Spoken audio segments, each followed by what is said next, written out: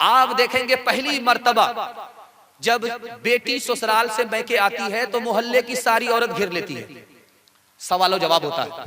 पहली मर्तबा ससुराल गई लड़की, वहां से वापिस आ रही है, कारगुजारी के लिए घर की सारी औरत जमा हो जाती है। उसमें पहला सवाल होता, बेटी ससुर कैसे थे? तो लड़की कहती सुभान अल्लाह। शौहर कैसे थे? तो माशाअल्लाह। ससुराल कैसी थी? अल्हम्दुलिल्लाह। अब बारी आती है सास की। अब एक औरत पूछती है, बेटी सास कैसी थी? तो लड़की कहती इन्ना लिल्लाह अस्तगफिरुल्लाह ला हौला वला कुव्वता इल्ला बिल्लाह, जल्ले तू जलाल तू, इस बला को टाल तू। माँ तो माँ होती है, समझ गई कि मेरी बेटी को सब पसंद है, सास पसंद नहीं है। तो माँ ने कहा कि बेटी मेरे सवाल का जवाब दो, पहली मर्तबा जो तू मैके से ससुराल गई कौन लेकर के गया था?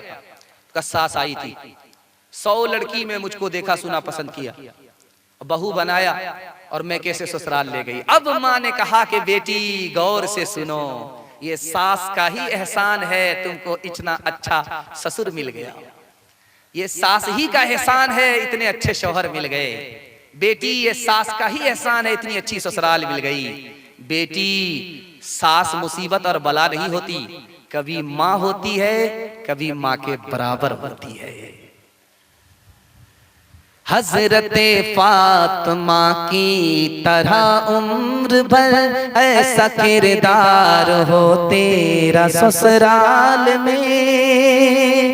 हजरते फातिमा की तरह उम्र भर ऐसा किरदार हो तेरा ससुराल में। सास तेरी जमाने से कहती फिरे कुछ नहीं चाहिए बस बहू सास हो। ऐ बहन जिंदगी में तो रहना जहाँ, घर को रखना बना कर के जन्नत नुमा। ऐ बहन जिंदगी में तो रहना जहाँ, घर को रखना बना कर के जन्नत नुमा। शुक्र करना अदा रब के एहसान का, हाथ में तेरे दूल्हे का जब हाथ हो। ध्यान से सुनिएगा, पर्दे के हवाले से बहुत खूबसूरत पैगाम औरतों के हवाले से आ रहा है। मेरे हिस्से का जलसा 5 से 7 मिनट में गुजर रहा है, सुनने के लिए आप लोग तैयार हैं? हाथ उठा दीजिए इंशाअल्लाह। मर्द पायजामे से, औरत पर्दे से बाहर होगी, हाथ उठाइए इंशाअल्लाह। ये देखिए जितने लोग हाथ उठाए सब लुंगी में, पायजामे में कोई नहीं। खैर बहुत ध्यान सुनिएगा, किताब है उसका नाम है ऋग्वेद, हिंदू धार्मिक किताब है। उस किताब में लिखा है कि बरहमा ने अगर औरत को औरत बनाया है तो इसका मतलब है वो निगाह ऊपर ना रखे, निगाह नीचे रखे। अगर खुदा ने औरत को औरत बनाया है तो पैर फैला करके ना बैठे, पेट समेट करके बैठे। उसी किताब में लिखा हुआ है अगर औरत को औरत बनाया है तो वो ऐसा कपड़ा ना पहने कि जिस्म के अंदर और लिबास ऊपर और जिस्म अंदर से बाहर नजर आए। उसी किताब में लिखा हुआ। एक किताब और है हिंदू धार्मिक की, उस किताब का नाम है विष्णु पुराण, बरहमा पुराण।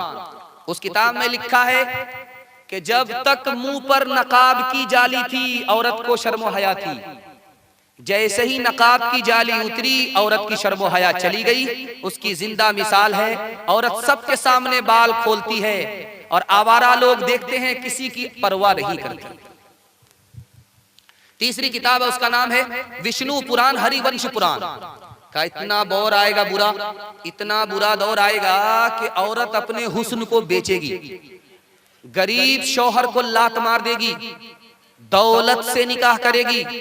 इतना भयानक दौर आएगा कि 5-7 साल की लड़की मां बन जाएगी, 8-10 साल का लड़का बाप बन जाएगा। एक किताब है उसका नाम है महाभारत। उस किताब में लिखा है कि मगर मर्द जवान हो, उसकी बेटी जवान हो तो तन्हाई में जवान बाप जवान बेटी के साथ ना बैठे। शैतान दूर नहीं है, पढ़े लिखे लोग फिसल जाते हैं, अपनी बेटी ही के आबरू को। 5वां नमूना आपको दिखाने के लिए जा रहा हूं। रामायण में लक्ष्मण जी से पूछा जा रहा है कि तुम्हारी भाभी होती है सीता, तुमने उसका चेहरा देखा, काली या गोरी, कैसी अच्छी या बुरी, तुमने उसका चेहरा देखा? तो उन्होंने उस दौर का नक्शा खींचा है रामायण ने कि लक्ष्मण जी देवर और सीता जी भाभी। तो लक्ष्मण जी ने कहा कि वो तो जब भी निकलती है घूंघट डाल करके निकलती है, चेहरा नजर नहीं आता, पर्दे में रहती है, कैसे देखूं। और 14 साल रहते हुए जंगल में मैंने चेहरा नहीं देखा, चलते हुए सिर्फ पैर देखा, चेहरा देखने तक की नौबत नहीं है। हजरत थानवी के लिए दुआ कीजिए, अल्लाह उनकी कब्र को नूर से भर दे। जलसे में खिताब कर रहे थे पर्दा के ऊपर, एक जवान जोश के मारे गुस्से के खड़ा हो गया। आपको कोई और मौजू नहीं मिलता है, पर्दा पर्दा करते रहते हैं, ये पर्दा कौन सी आयत में है, कौन सी हदीस में है? हजरत खामोश हो गए। कहा कि ये बताओ, 10 का नोट ऊपर की जेब में, 200 का नोट नीचे की जेब में, और 2000 का नोट अंडरवियर की जेब में सबसे नीचे, ये कौन सी हदीस में है, कौन सी आयत में है? अरे अल्लाह का बंदा, दौलत की हिफाजत की खातिर सबसे बड़े नोट को नीचे रखते हो ताकि दौलत चली ना जाए। जो दौलत से बढ़कर के औरत है, दौलत जाएगी आ जाएगी, औरत की आबरू जाएगी, कभी वापिस नहीं आएगी, उसकी हिफाजत नहीं करते। शेखुल इस्लाम हुसैन अहमद मदनी रहमतुल्लाह अलैह, दुआ कीजिए अल्लाह उनकी कब्र को नूर से भर दे। सफर हो रहा है, एक अंग्रेज ने ताना मारा, ये मुसलमान भी अजीब कौम है, अपनी औरत को घर में कैद कर देती है और जब बाहर निकलती है तो कफन लपेट देती है। तो हजरत ने कोई जवाब नहीं दिया। शरबत बेचने वाला गुजर रहा था, नींबू लिया, चाकू लिया और काट करके अंग्रेज का मुंह देखने लगे कि देखिए, एक सवाल का जवाब दीजिए। मैंने नींबू हाथ में लिया, आपकी आंख ने देखा, मैंने काटा और आपसे एक सवाल करता हूं कि आपके मुंह में पानी आया कि नहीं आया? कहा कि मौलाना सच बोल ले, मुंह में पानी आ गया। कहा जब औरत बेपर्दा सड़क पर आती है तो आवारा लोगों के मुंह में पानी आ जाता है, इसलिए इस्लाम ने औरत को पर्दे में रखा। आपको सुनकर के हैरत होगी, ये मुल्क आजाद नहीं हुआ है, अंग्रेज की सरकार है। और ये आपने हावड़ा ब्रिज देखा है कलकत्ता में, उस हावड़ा ब्रिज से एक लड़की बेपर्दा गुजर रही है, पीछे से एक लड़का मन चला आया, उसको छेड़ दिया।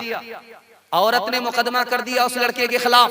माहे तैयबा रिसाला निकलता था 1952 में, उसने इस रिपोर्ट को शाये किया कि अंग्रेज ने जैसा जजमेंट लिखा, आपको रोना भी आएगा और आपका दिल भी मजबूत होगा। उसने लड़के से पूछा, ओ लड़का, चलती फिरती शरीफ लड़की को तुमने क्यों छेड़ा? तो उसने कहा कि चूल्हे की आग चूल्हे से बाहर निकल करके पेट्रोल पंप में आ गई और आग लगा दिया। कसूर में पेट्रोल पंप का नहीं है, चूल्हे की आग का है। अंग्रेज समझदार था, समझ गया। उसने कहा लड़का बेकसूर है, लड़की को सजा मिलेगी। क्यों बेपर्दा सड़क पर आई, आग लगाई और पेट्रोल पंप जल गया। क्यों आग लगाई? लड़की का कसूर है, इसको सजा मिलेगी। क्या सजा उसने लिखी? ये आंख से पट्टी हटा रहा। उसने लिखा इस लड़की को 1 साल उस पर्दे में रहना पड़ेगा जिसका हुक्म मोहम्मद साहब ने दिया है। जिस्म पर लिबास की कमी अजीब लगती है, मुझे अमीर बाप की बेटी गरीब लगती है।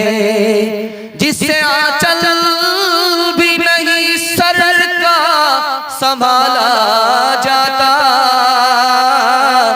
उससे क्या खाक तेरे घर की हिफाजत होगी। होटल में बैठ बैठ के खाती है नाश्ता, आंचल गिरा के सर से ये चलती है रास्ता। होटल में बैठ बैठ के खाती है नाश्ता, आंचल गिरा के सर से ये चलती है रास्ता। पर्दे की इनको कोई जरूरत नहीं रही, फातिमा सी अब कोई औरत नहीं रही। न किताबों से नवाजों से नजर से पैदा, दीन होता है बुजुर्गों की नजर से पैदा। नहीं सीखा इन्होंने दीन रहकर शेख के घर में, भले कॉलेज के चक्कर में मरे साहब के दफ्तर में। वाखिर दावा।